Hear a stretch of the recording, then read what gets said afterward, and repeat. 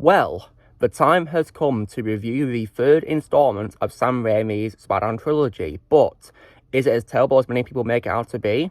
Well, let's find out. Yo, dudes, the Empire's pretty chill. Maybe you could, join it or something.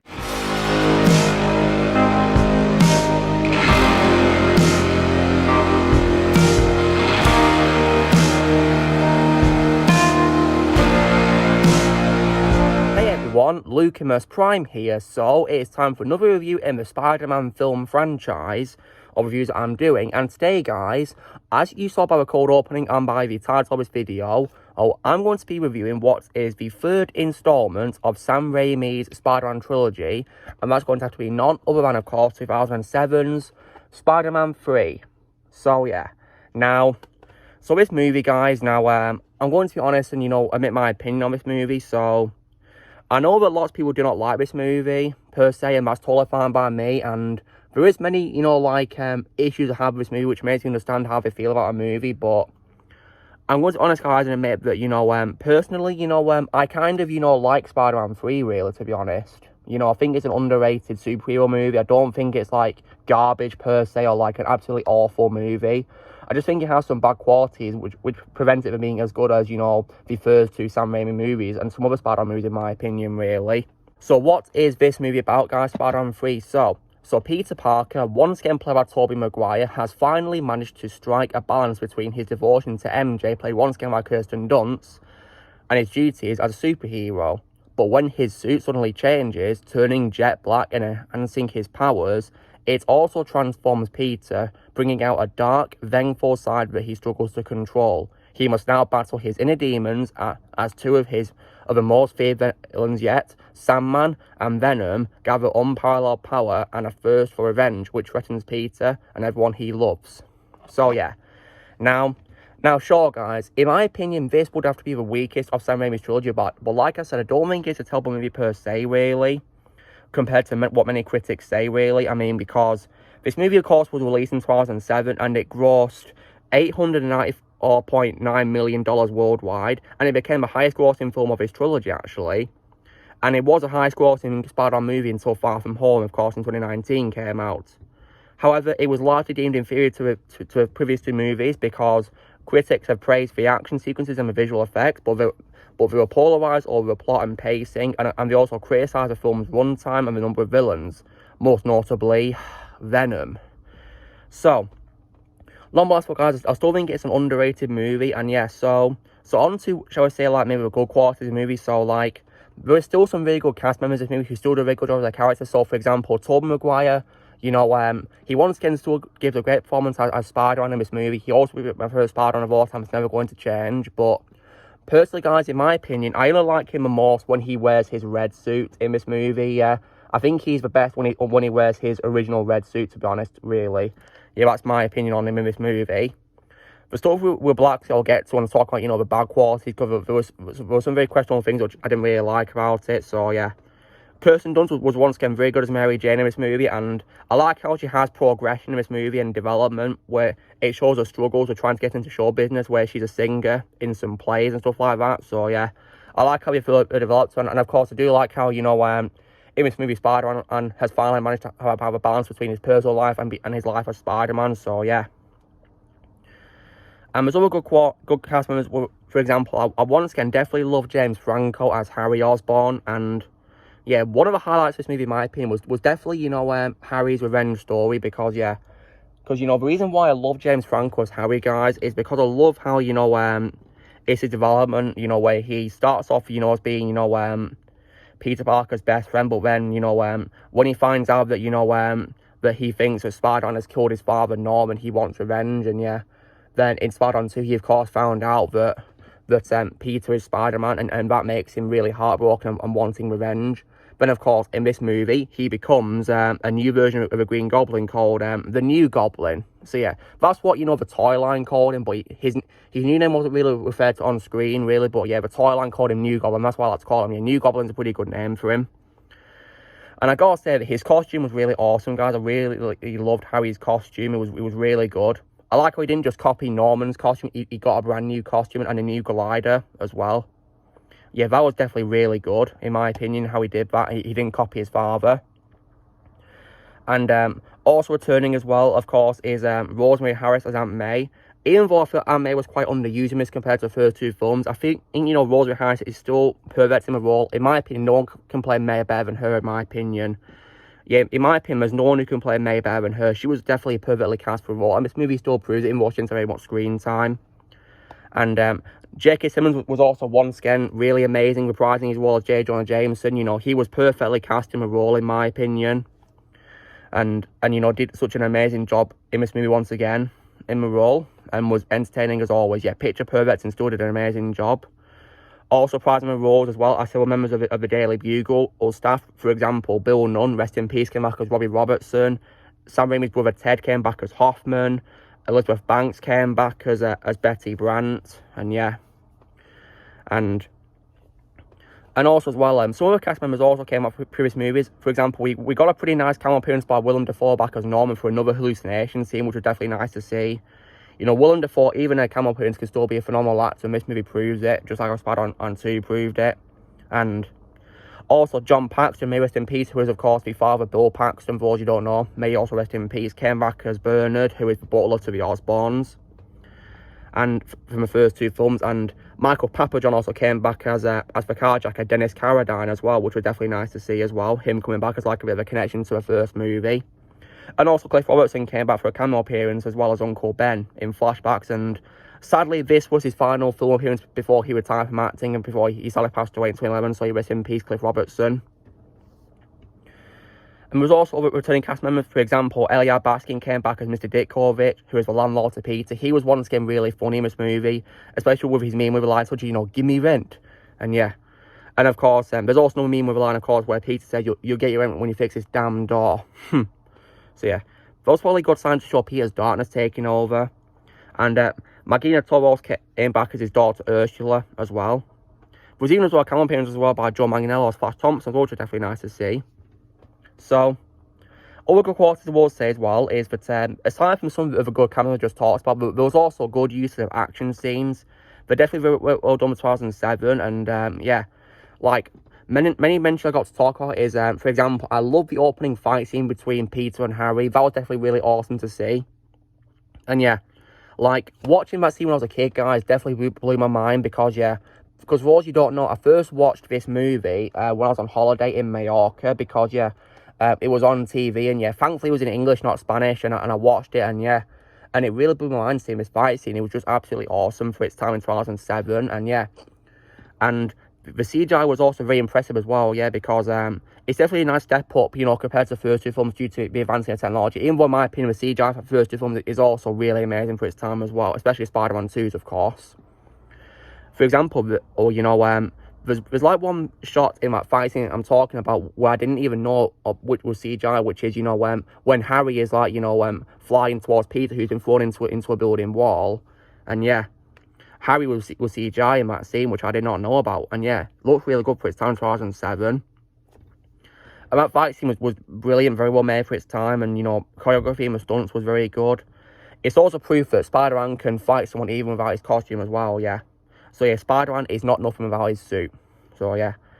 And in addition to that, so there's other good fight scenes such as Spider-Man and, you know, stopping crimes like he usually does. For example, of course, stopping Sandman from, you know, from robbing, you know, a bank van, and also as well. Another honourable mention I got to say is definitely Spider-Man's fight scene with Sandman in the underground subway. That was definitely very brilliant for its time, one of the best fight scenes of a movie. And now on to Sandman himself. So I definitely really loved Sandman, guys, played in this movie by Thomas Hayden Church.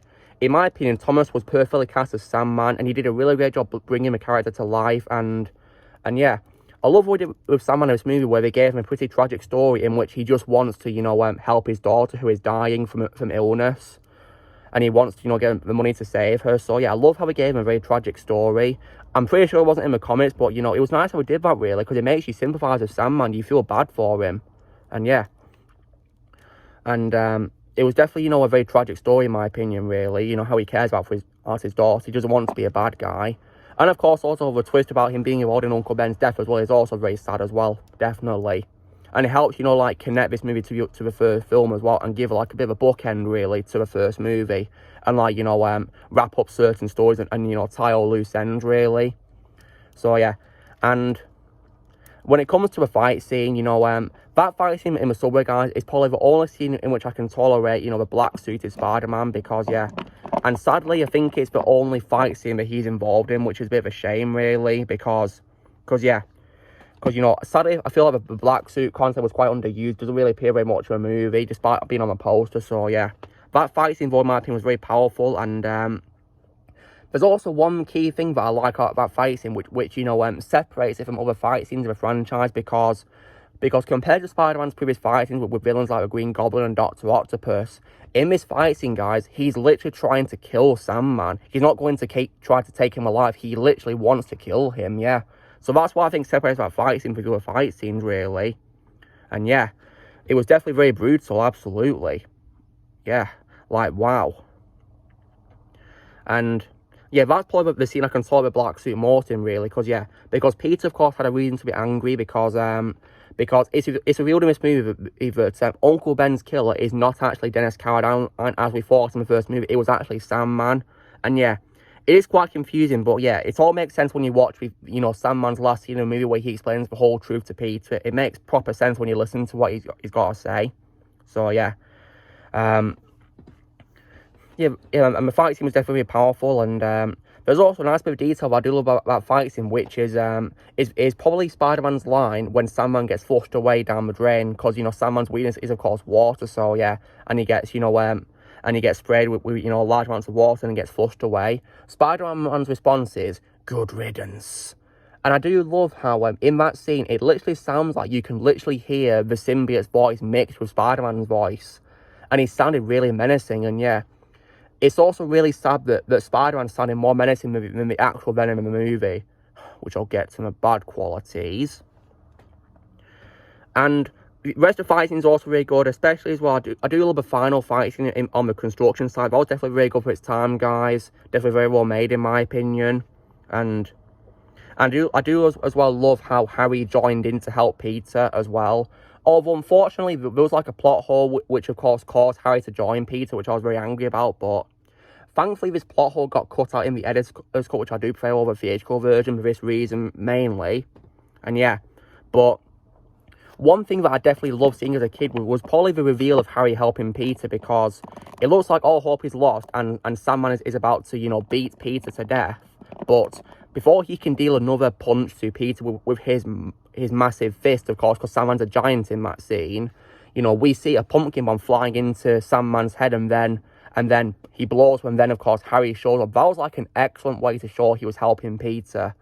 Like, when I saw that, I was so happy, really. Like, wow. Just a brilliant reveal right there. Definitely well done.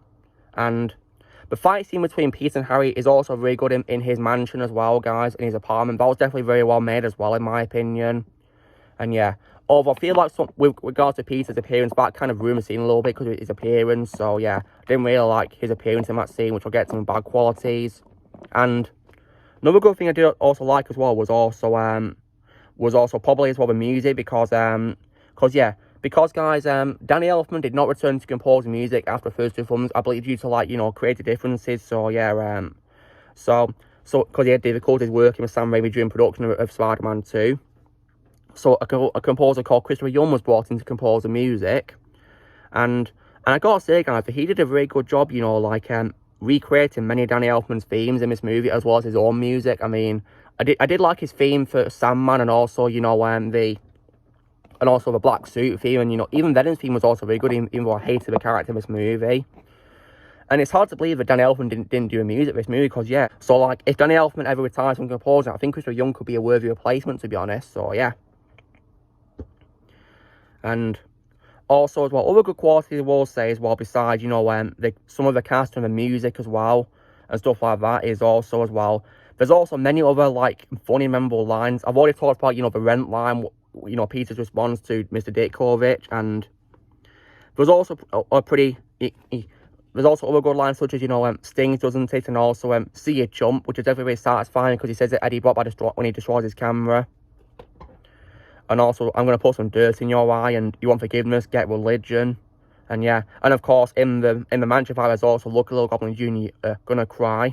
So yeah, and there is also many reasons why I do prefer the editor's cut over the theatrical version. So it improved many aspects on the theatrical cut when it got released 10 years after the theatrical cut in 2017, guys. So the same year that Spider-Man Homecoming came out. So, for example, in the editor's cut, you see Peter seeing a haunting glimpse of a symbiote when he looks in the mirror. There's also, as well, a very heartwarming scene, guys, which makes me wish Sandman was the only villain in the movie, really. You know, main villain, really. Where he turns into a sandcastle so his daughter can play with him, really. And yeah, it's a very heartwarming scene, guys. And it shows you how much he cares about his daughter and how much he wants to help her. And it makes me wish, you know, they had more Sandman and no Venom, actually. So yeah.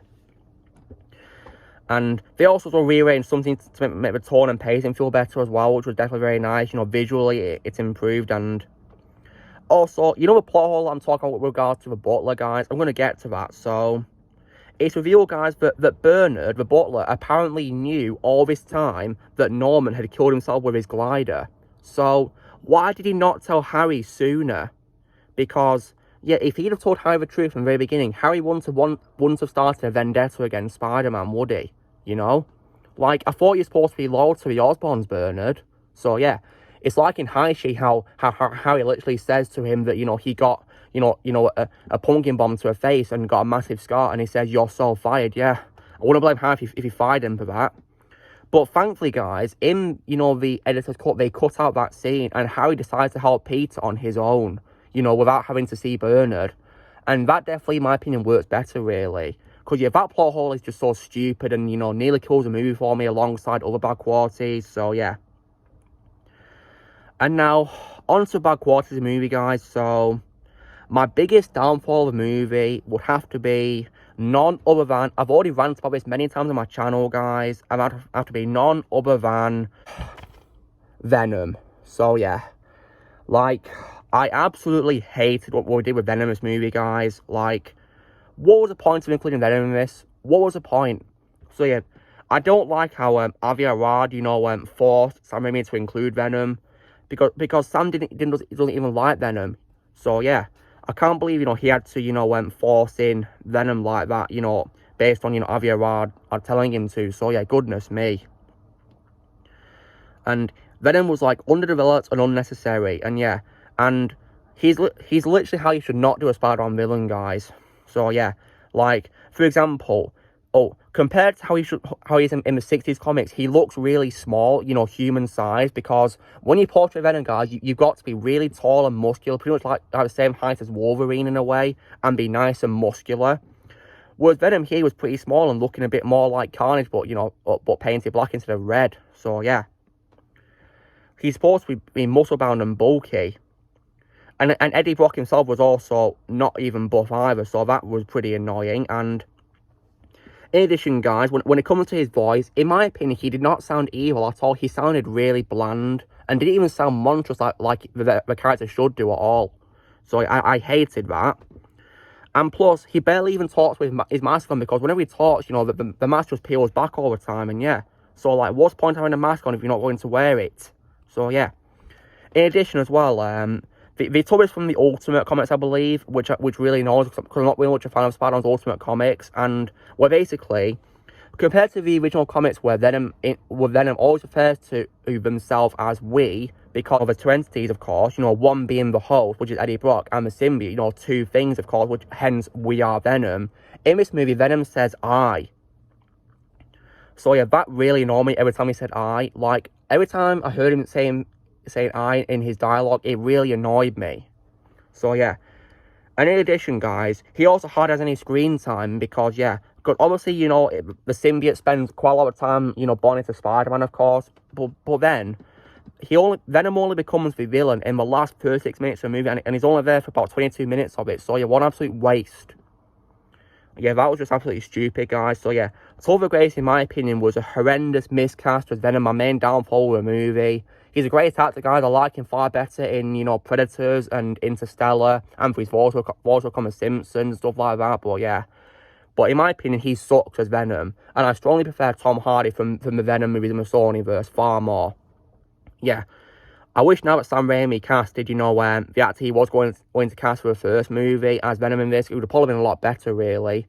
And I'd have also given Venom more screen time as well. Or maybe, maybe set him for another movie, because I'd have probably, saved the church scene, probably until, like, maybe the end of the movie, setting up the fourth movie, in a way, maybe, where Peter would get rid of the symbiote of the church, and the symbiote would, of course, wait until another horse comes in, and Eddie would probably show up at the end of the movie, to pray, to kill Peter after, what happened, and yeah. So yeah, Venom was my main bad quality movie. I despise Venom. He's the reason why I don't give him a 10 out of 10, guys, so yeah. And other bad qualities I also hated was, I also as well really hated all the scenes with Bully Maguire, as as memers call him, and yeah, like, so cringy. And don't you dare get me started on the dance scenes. They're so cringy to look at and unbearable. When I rewatch a movie, guys, I always skip those scenes, and many of Venom scenes, I tend to skip those scenes because they really annoy me. And yeah, the dancing is very well choreographed, and Toby does a very good job with dancing, but it's just unbearable. It's cringeworthy. And don't you dare get me started on his hairstyle. It's just very annoying to look at. I don't know why he had to change a hairstyle like that. Like, why couldn't he have it like his normal hairstyle? It just didn't work for me at all. My goodness me. So yeah, the only scenes I can talk, Black Suit Spider is, of course, his fight scene with Sandman in the subway, and also the scene where he gets Eddie fired, because yeah, Eddie had it coming for posting fake pictures of Spider-Man to a bugle, and it was very satisfying to see him get fired. It's also proof that J. Jonah, is still, is honest about Spider-Man, even though he hates him. So yeah, because even though he hates Spider-Man, he fired Eddie for posting the fake news. So yeah. And that scene was funny, because J. Jonah was an order I went to Prince of Attraction. He ended up for 20 years. So it was very satisfying to see, Eddie get fired. Because yeah, he was just a very annoying character. The movie just goes downhill for me whenever he appears, and yeah. I also, as well, didn't really like the love triangle between Peter, MJ, and Gwen Stacy. Yeah, I don't really see the point of including Gwen in this movie, even though Bryce Dallas Howard did a good job as her, really. I like Bryce Dallas Howard in other things, really, but yeah. I didn't really like Gwen very much. I think I prefer Emma Stone's version far more. So yeah. Yeah, kind of pointless really to include her. The love triangle didn't really work for me. And yeah. However, other good qualities I will say is that there is once again some great cameos, I will say. For example, one of Sam Raimi's friends and collaborators, Bruce Campbell, once again makes a funny cameo appearance as a waiter at a French restaurant in a very funny cameo. And of course, Spider-Man co-creator Stan Lee also once again makes a cameo appearance, may rest in peace. And I'm also going to say, guys, that this is my favourite cameo appearance of Stan Lee. I really love this cameo on this, where, he stands with Tobey Maguire watching, a giant TV in Times Square about Spider-Man, and he says, I guess one person can make a difference. Enough said. So yeah, I really love that cameo, guys. My first Stan Lee cameo, because yeah, in the first two films, he only made, like, blink or miss it cameos, kind of, in a way, really, but it was good to see him being a superhero in them. So yeah, and I really love his cameo on this. It was very motivational as well, really. I loved his cameo on this. It was definitely great to listen to. So yeah.